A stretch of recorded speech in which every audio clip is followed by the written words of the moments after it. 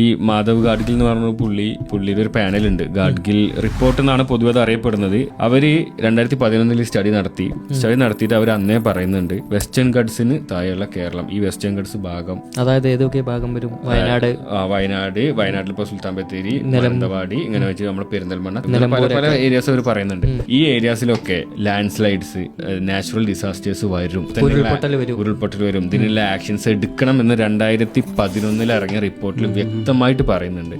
എന്തൊക്കെ ആക്ഷൻസ് എടുക്കണം എന്നുള്ളത് പറയുന്നുണ്ട്. അപ്പൊ ഇവര് ബേസിക്കലി അന്ന് പറഞ്ഞെന്താ വെച്ചാൽ ഇപ്പൊ വെസ്റ്റേൺ ഗഡ്സിന്റെ അണ്ടറിൽ നിൽക്കുന്ന ഈ ഏരിയാസിനെ സ്പ്ലിറ്റ് ചെയ്തിട്ട് സോൺ 1, സോൺ 2, എൻവയോൺമെന്റൽ ഏരിയ സോൺ 1, സോൺ 2 ആക്കി തിരിക്കണം, പല ഏരിയാസ് ആക്കി തിരിക്കണം. ഓരോ സോണിലും എന്തൊക്കെ ടൈപ്പ് ഓഫ് ഇൻഡസ്ട്രിയൽ ആക്ടിവിറ്റീസ് നടത്താൻ പാടുള്ളൂ, സോൺ 1 തീരെ പാടില്ല, സോൺ 2 ഇത്ര കാര്യങ്ങളൊക്കെ പറ്റും. ഇങ്ങനെ ഒരു രീതിയിൽ ഇതിനെ മാറ്റി തിരിച്ച് ഇതിന് നല്ല രീതിയിൽ മുന്നോട്ട് പോയില്ല എന്നുണ്ടെങ്കിൽ കേരളം വൻ ദുരിതത്തിലേക്ക് പോകും എന്ന് വാൺ ചെയ്ത റിപ്പോർട്ടാണ് 2011. ഇതിന് വ്യക്തമായ റീസൺ അവർ പറയുന്നുണ്ട്. എന്താ വെച്ചാൽ ഇപ്പൊ നമ്മുടെ വയനാട് ഈ ലാൻഡ് സ്ലൈഡ്സ് ഉണ്ടായി, അവർ പറയുന്നത് വെച്ചാൽ ഈ വെസ്റ്റേൺ ഗാഡ്സിന്റെ ഈ ഒരു ഏരിയ എന്ന് പറഞ്ഞാൽ ഭയങ്കര സെൻസിറ്റീവ് ആണ്. അത് ഈ നേച്ചർ ഭയങ്കര സെൻസിറ്റീവ് ആണ്. അതായത് നമ്മളെ അതിനോട് എന്തെങ്കിലും ചെയ്ത് കഴിഞ്ഞാൽ അത് ഭയങ്കര തിരിച്ച് റിയാക്ട് ചെയ്യുന്ന റിയാക്ഷൻ ഉണ്ടല്ലോ, അതിനാണ് നമ്മൾ സെൻസിറ്റീവ് എന്ന് പറയുന്നത്. ഇപ്പോ നമ്മൾ നോക്കിക്കഴിഞ്ഞാൽ ടൂറിസം ഡെവലപ്മെന്റ്, ആൾക്കാർ ട്രിപ്പ് പോകുന്നത്, കൺസ്ട്രക്ഷൻ, വയനാട് ഒരുപാട് റിസോർട്ടുകൾ ഉണ്ട്, വയനാട് മാനന്തവാടി ഇങ്ങനത്തെ ഏരിയസ് റിസോർട്ട് ഉണ്ട്. ഈ റിസോർട്ടുകളിൽ ഒരു 80% റിസോർട്ടും അവിടുത്തെ റിസോർട്ട് ആവില്ല, പുറത്തുനിന്നുള്ള ആൾക്കാരുടെ അല്ലേ.